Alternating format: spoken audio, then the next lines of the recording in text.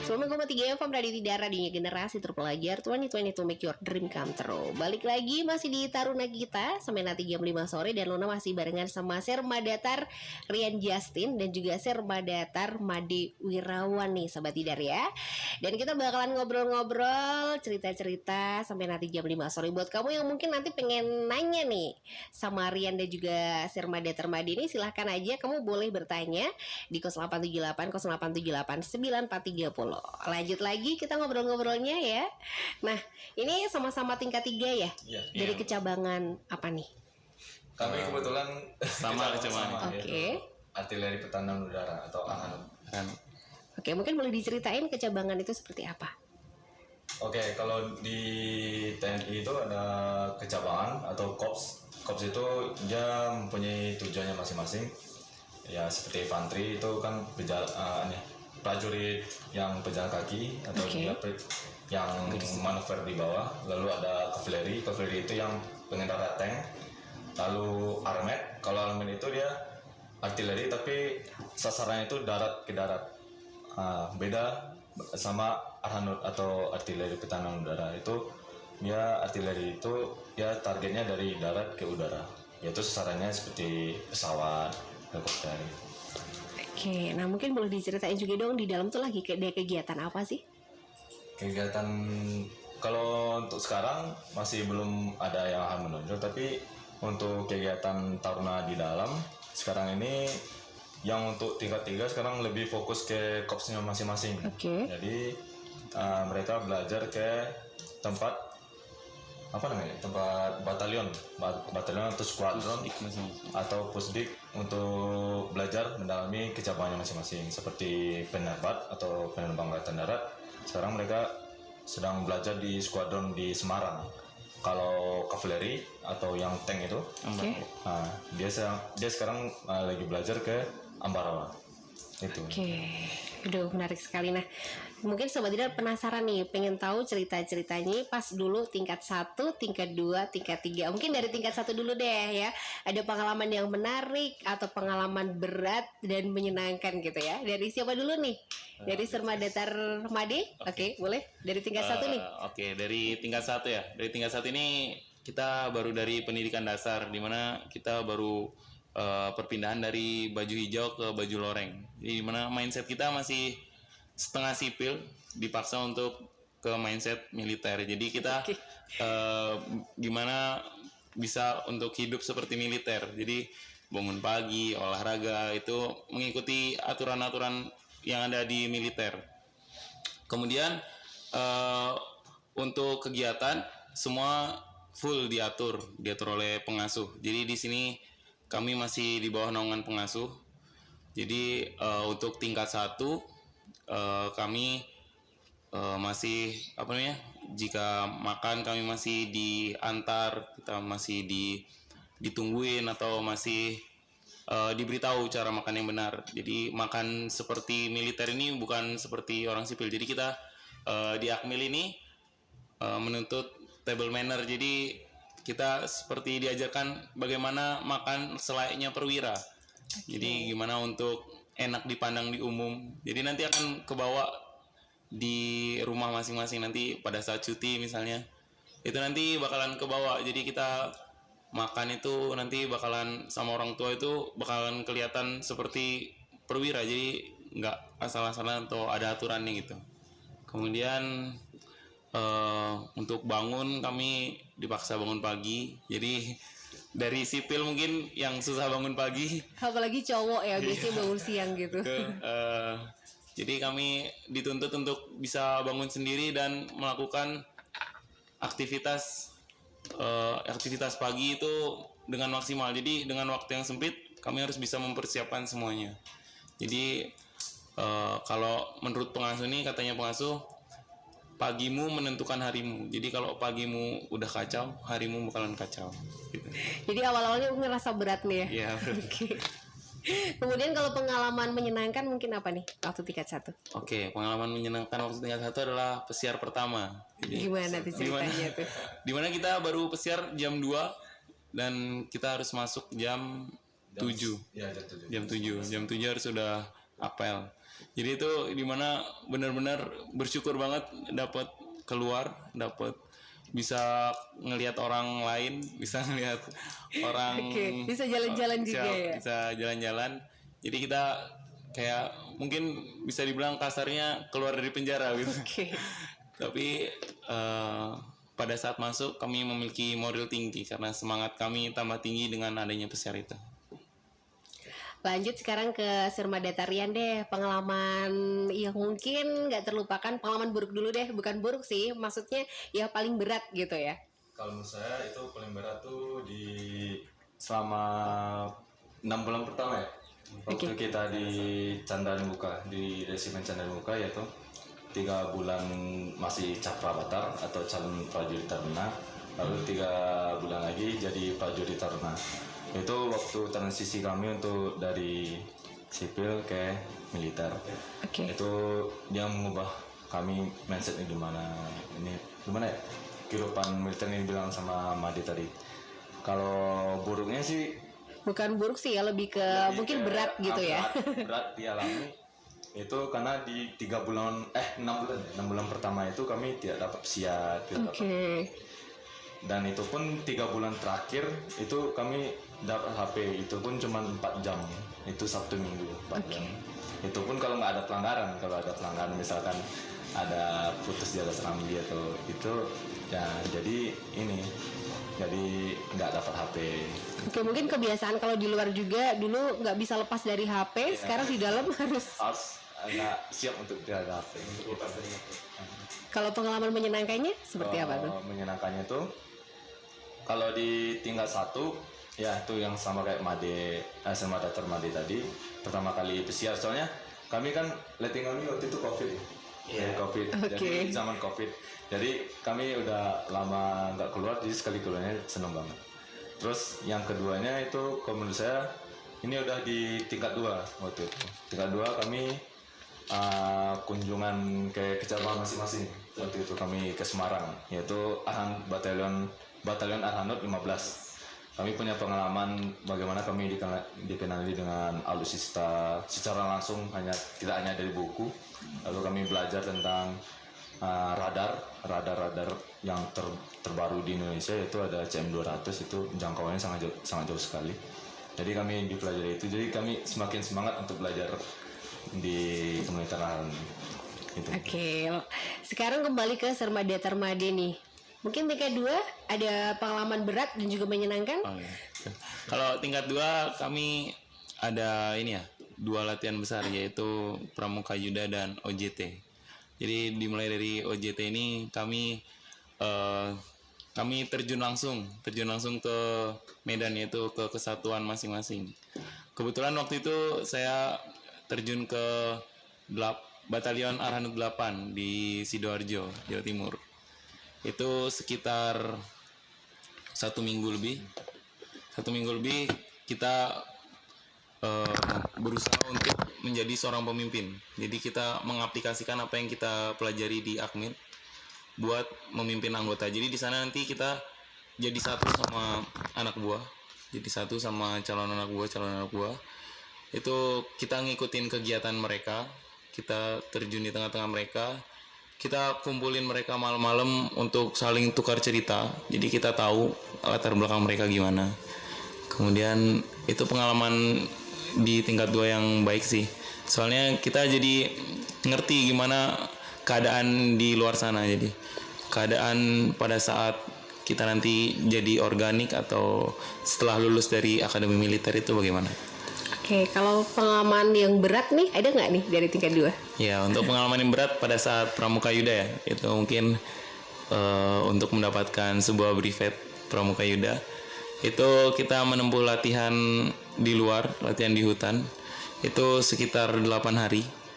8 hari itu Kegiatannya hutan. ngapain aja tuh?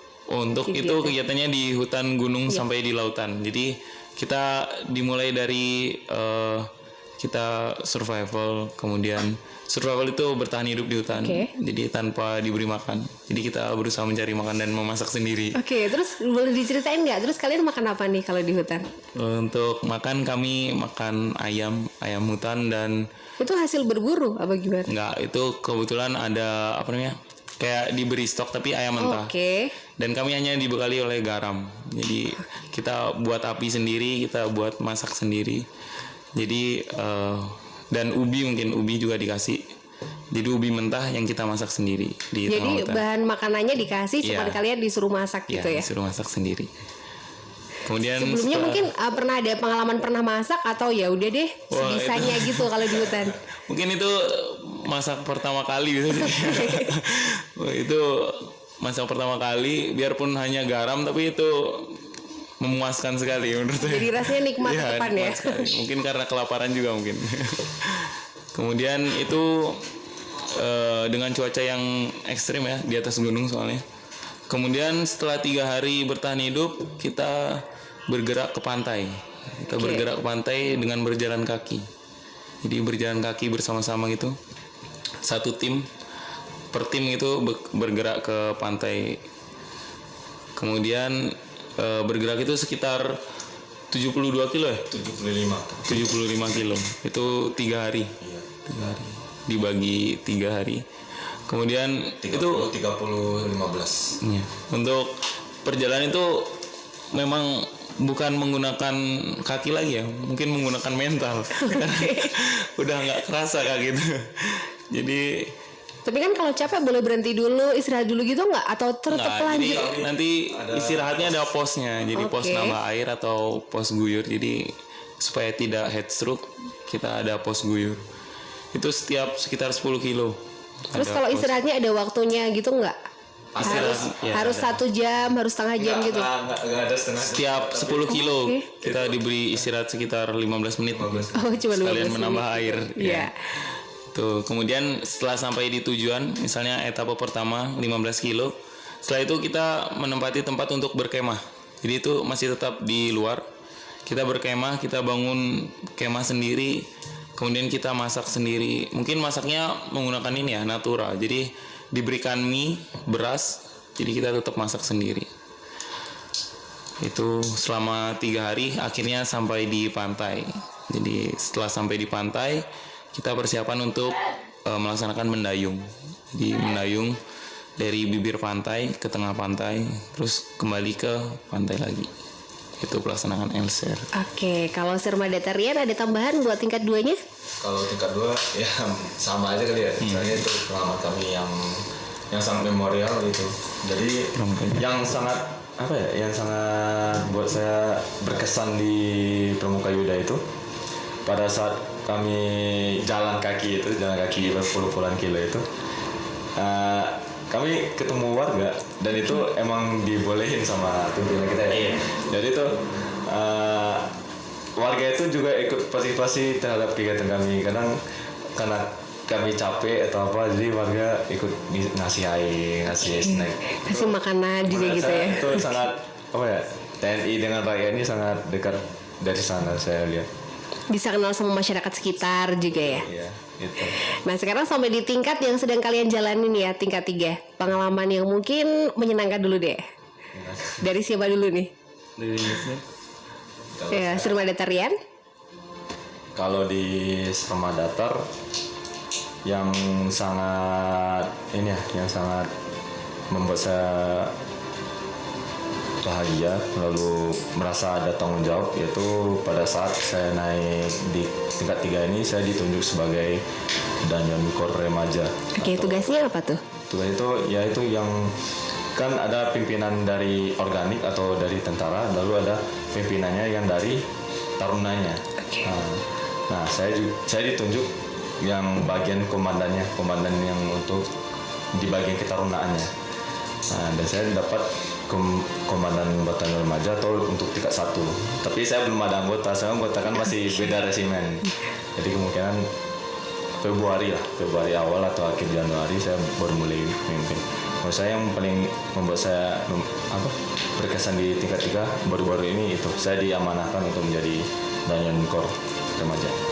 Sekarang ke Surma Datar Made, apa nih yang menyenangkan nih? Untuk menyenangkan sama ya, karena serah terima tali ini mungkin suatu proses yang paling membanggakan, mungkin membanggakan dalam hidup saya.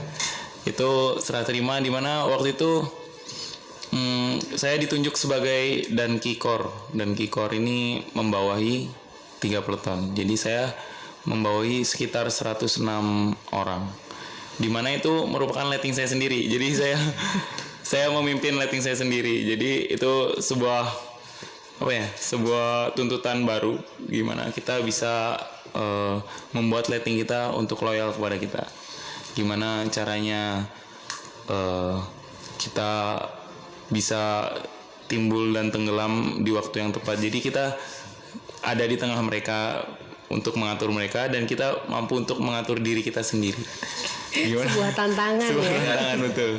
Itu merupakan hal yang baru karena sebelumnya saya jarang banget untuk bisa ngambil di depan orang banyak. Mungkin saya baru belajar sekarang. Mungkin Tuhan memberikan karunia untuk membuat saya berlatih sekarang, mengambil anggota, mengambil teman-teman sendiri, di mana saya bisa menjadi orang yang lebih dewasa dari mereka, di mana saya bisa menjadi teman mereka. Jadi di waktu senggang kami bercerita, di waktu on duty mereka harus menuruti saya untuk mengikuti kegiatan gitu. Lanjut ke pengalaman yang mungkin agak berat di tingkat 3 deh. Apa nih? Nah, lanjut ke Surma Datar Made dulu, nggak apa? Untuk yang berat mungkin di tingkat 3 ini lebih ke ini ya, tuntutan untuk kedepannya. Jadi kita kan 1,5 tahun lagi bakalan lulus. Jadi gimana ya, kepikiran aja gitu gimana nanti udah siap atau belum untuk ke kesatuan masing-masing, untuk dilempar ke luar Jawa atau disebar ke seluruh Indonesia. Mungkin kalau dari pribadi saya sendiri, saya nggak masalah kalau misalnya harus di seluruh Indonesia. Itu merupakan sudah menjadi kewajiban. Jadi, tapi kalau pengen kemana nih? Kalau saya mungkin kemana ya? Mungkin saya akan kalau bisa sih di Jawa ya. Kalau bisa di Jakarta karena ibu kota. Kemudian mungkin kalau di luar Jawanya saya minta di Kalimantan gini. Karena Kalimantan ibu kota baru kan. Oke, sama-sama pengen di ibu kota gitu ya. Mungkin supaya lebih mudah akomodasi dan kontribusinya nanti. Kemudian kami juga dituntut untuk siap dalam menerima materi kecabangan. Jadi kita sudah dibekalkan dengan materi dasar kecabangan, di mana untuk persiapan tahun depan kita ke pusat pendidikan masing-masing. Jadi untuk mendalami nanti tahun depan kita akan dikirim ke pusat pendidikan masing-masing, di mana nanti di situ kita bakalan lebih mendalami materi. Jadi untuk nanti supaya bisa mengajari anggota atau setidaknya pernah mencoba. Jadi kan anggota lebih banyak pengalamannya daripada kita. Jadi kita harus minimal harus samalah pengalamannya gitu. Sekarang beralih ke Surma Datar Rian. Nih dari pengalaman yang berat apa nih tingkat 3? Kalau pengalaman berat, kalau sampai saat ini belum ada. Ditambah lagi saya kan juga danyo ke remaja, jadi mimpinnya juga belum. Saya anggota masih belum masuk pimpinan. Tapi tantangan untuk ke depan, menurut saya ada 2 sih. Yang pertama, mempersiapkan diri untuk bisa siap menghadapi kesatuan masing-masing nanti. Yang kedua, skripsi.